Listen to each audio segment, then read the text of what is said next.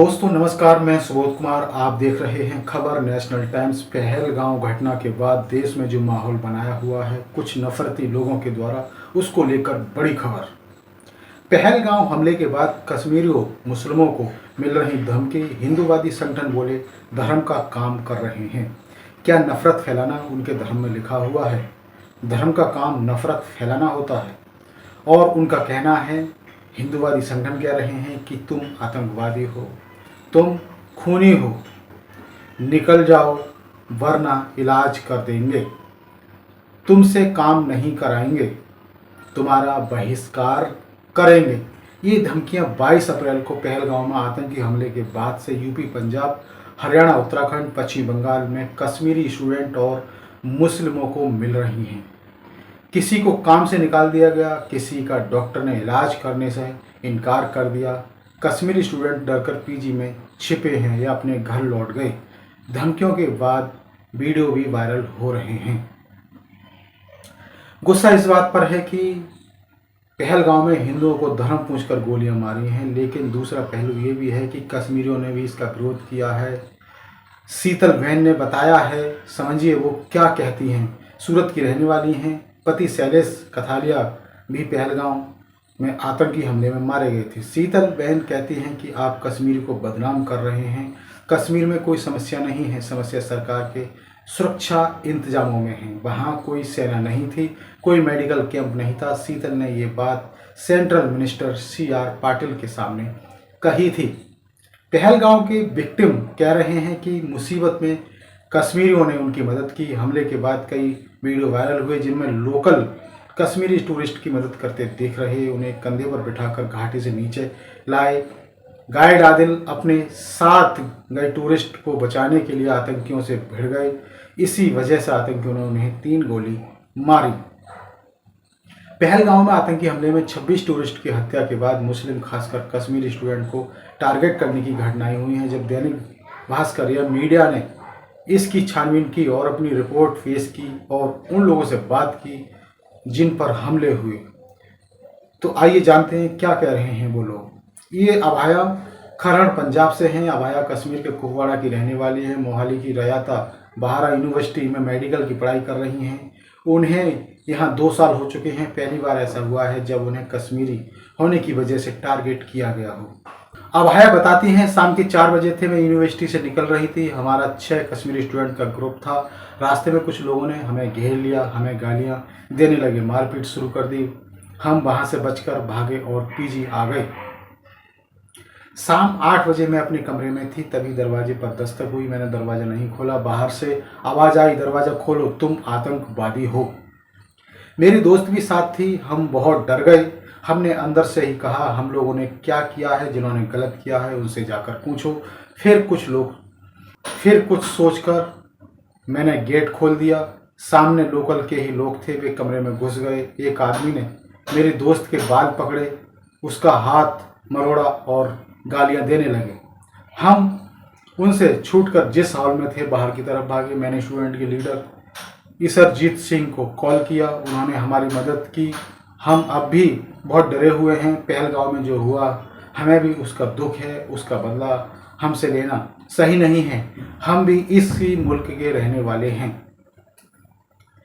Student leader इसरजीत Singh NSUI से जुड़े हैं। वे कहते हैं कश्मीरी स्टूडेंट को दोषी बताया जा रहा है। पहलगांव में जो लोग मारे गए हैं वे कश्मीर के मेहमान थे और ये लोग कश्मीर छात्र पंजाब में हमारे मेहमान हैं। इनकी सुरक्षा की जिम्मेदारी हमारी है। मोहाली SSP दीपक पारिक बताते हैं, पंजाब के DIG चरण सिंह भुल्लर ने मोहाली में एजुकेशनल इंस्टीट्यूट का दौरा किया। बाहरी छात्रों की सुरक्षा के संबंध में फैकल्टी और प्रिंसिपल से मीटिंग की है। कॉलेज परिसरों और हॉस्टलों में उसके आसपास PCR वाहन तैनात किए गए हैं। 23 अप्रैल 2025 को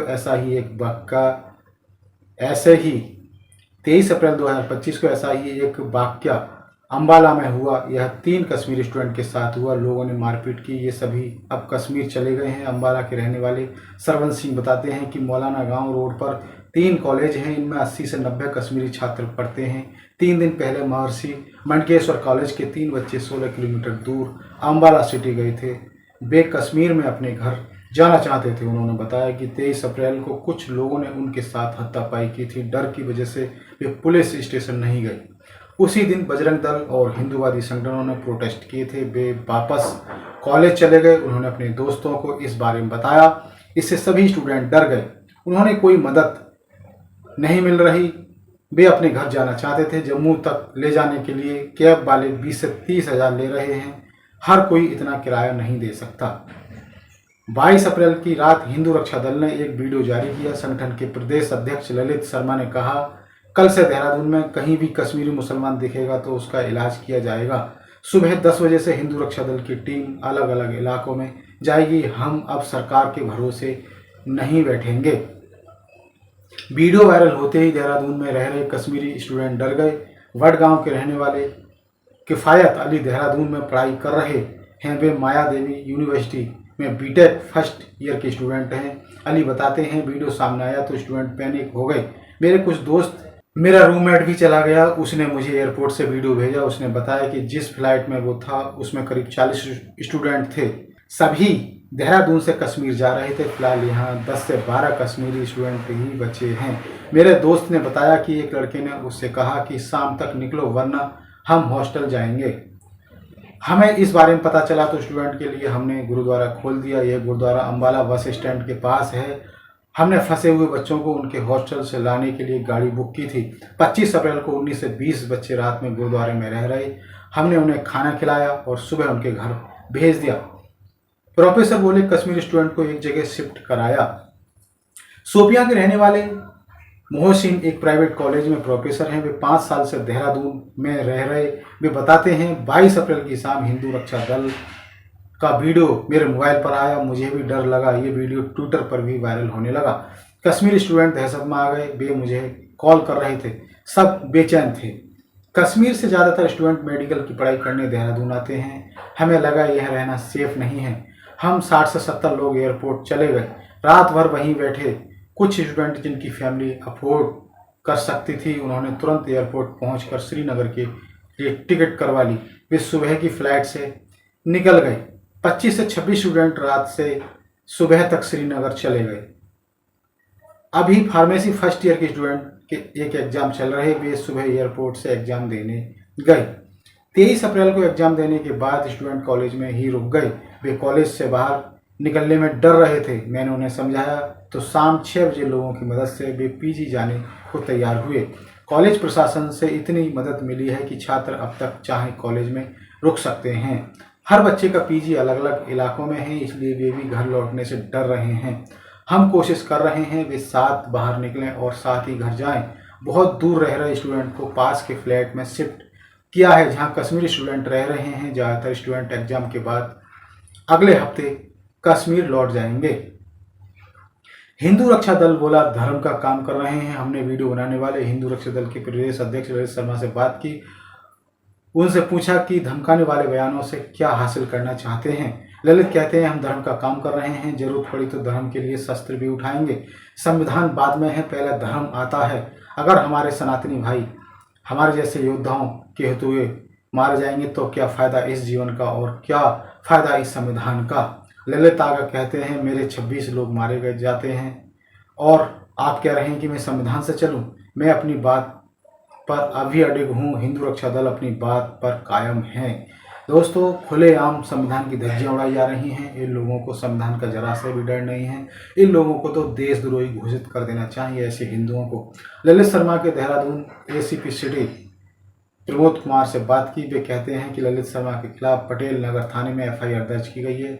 इसमें वैमनस्य फैलाने और दो समुदायों के बीच नफरत बढ़ाने के लिए बयान देने से जुड़ी धाराएं लगाई गई हैं। मुस्लिमों पर भी हमले, दुकानें तोड़ी, इलाज से मना किया। 23 अप्रैल को पहलगांव हमले के विरोध में विश्व हिंदू परिषद, बजरंग दल, हिंदू जागरण मंच ने अम्बाला सिटी और कैंट में प्रोटेस्ट किया था। इसी दौरान कुछ लोग जुलूस निकालते हुए राय मार्केट पहुंचे। यहां हंगामा शुरू हो गया है। आरोप है कि भीड़ ने मुरादाबादी चिकन कॉर्नर, मुरादाबादी जायका और तांगा चौक पर खान जूस कॉर्नर की दुकान बंद करा दी और तोड़फोड़ करने लगे। भीड़ ने समानगर में जूस की रेहड़ियां पलट दी। हालांकि पुलिस ने मौके पर पहुंचकर हालात संभाल लिए। इस मामले में पुलिस को शिकायत नहीं मिली। दैनिक भास्कर ने दुकानदारों से बात करने की कोशिश की, लेकिन वे डरे हुए हैं। उन्हें डर है कि इससे कारोबार पर असर पड़ सकता है। रेस्टोरेंट मालिक रफूक बताते हैं कि कुछ लोगों ने मेरा ढाबा तोड़ दिया, मुझे 20,000 का नुकसान हुआ है। मैं तो अपना काम कर रहा था, कुछ लोग आए और तोड़ फोड़ करने लगे, गले से पैसे निकाल लिए, मुझे भी बहुत मारा। इस मामले में पुलिस ने कहा कि हमें प्रदर्शन की खबर मिली थी, लोगों में गुस्सा था, वे दुकानें बंद करवाना चाह रहे थे, प्रशासन ने समझाकर उन्हें लौटा दिया। दूसरी जगह है आगरा, यूपी। पहलगांव हमले के 24 घंटे ही बीते थे कि 25 साल के मोहम्मद गुलफाम शाहिद अली रात अंधेरे में रेस्टोरेंट बंद करने की तैयारी कर रहे थे। तभी 3 लोग बाइक से आए और गुलफाम को गोली मार दी। उस वक्त गुलफाम का भाई सैफ भी वहीं था। मर्डर के एक दिन बाद क्षत्रिय गोरक्षा दल के नाम से एक वीडियो जारी किया गया। इसमें 2 लड़के कहते हैं कश्मीर में मारे गए 26 हिंदुओं का बदला 26,000 मुसलमानों से लेंगे। सैफ ने वीडियो में दिख रहे एक शख्स को पहचाना, वो गुलफाम की हत्या में शामिल था। इस मामले में ताजगंज थाने में केस दर्ज किया गया है। पुलिस का कहना है कि आरोपियों और गुलफाम के बीच पुराना विवाद था। हत्या की जिम्मेदारी लेने वाला वीडियो हटा दिया गया है। वीडियो बनाने का मकसद पुलिस को गुमराह करना था। वहीं जगह हाथरस, यूपी के हाथरस में एक मंदिर में काम कर रहे 2 मुस्लिम मजदूरों को निकाल दिया गया। घटना हाथरस के सर्कुलर रोड इलाके की है। 24 अप्रैल को बालकेश्वर महादेव मंदिर में रेनोवेशन का काम चल रहा था। यहाँ शाहिद और हारून काम कर रहे थे। तभी हिंदू समुदाय के कुछ लोग आए और शाहिद से नाम पूछा, फिर बोले पहलगांव हमले में हिंदुओं को पहचान करके मारा गया, इसलिए हम तुम्हें काम से हटा रहे हैं। प्रवीण वासले नाम के शख्स ने सोशल मीडिया हैंडल पर इसका वीडियो शेयर किया। प्रवीण मंदिर के ट्रस्टी हैं और खुद भी मौके पर थे। वीडियो में लोग कहते हैं हम अपने मंदिर में तुमसे काम नहीं करवाएंगे, तुम्हारा बहिष्कार कर रहे हैं, पूरा इस्लाम हमारे सनातन को टारगेट कर रहा है। इस पर शाहिद जवाब देते हैं आतंकवाद का कोई मजहब नहीं होता, जरूरत नहीं है कि आतंकवादी मुस्लिम ही हो, जो भी ऐसा कर रहे हैं गलत है। इसके बावजूद लोग उनसे काम बंद कराने को कहते हैं। वीडियो में शाहिद अपना सामान समेटते नजर आते हैं। दोस्तों, आपको बता दें कि जितने हिंदू संगठन आखिर ये क्या चाहते हैं, क्या ये देश किसी एक धर्म का है? सिर्फ हिंदुओं का देश है। इस देश पर सभी का अधिकार है और संविधान में सभी धर्मों को एक समान माना गया है। वहीं अब इन हिंदू संगठनों पर कोई नकेल कसने वाला नहीं है। घटना देहरादून से भी आई है, घटना आगरा से आई है, हाथरस से आई है। योगी कहते हैं कि पुलिस प्रशासन टाइट है और गुंडे भाग जाते हैं, लेकिन जो हिंदू संगठन कर रहे हैं ये नफरती चिंटू कर रहे हैं, इनको क्या कहेंगे। संविधान की धज्जियां उड़ाते हुए नजर आ रहे हैं ये हिंदू संगठन। आपको बता दें कि जो संविधान का अपमान करता है, संविधान के खिलाफ जाता है, उसे देशद्रोही घोषित कर देना चाहिए।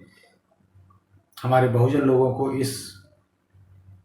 इन केसों में आगे आना चाहिए और संविधान के प्रति जागरूक होना चाहिए। और वही आपको बता दें कि जो पिछड़े समाज से आते हैं उनसे अपील है कि वो ऐसे लोगों के झांसे में नहीं आए, शांति बनाए रखें, किसी तरह की देश में नफरत ना फैलाएं और संविधान का पालन करें।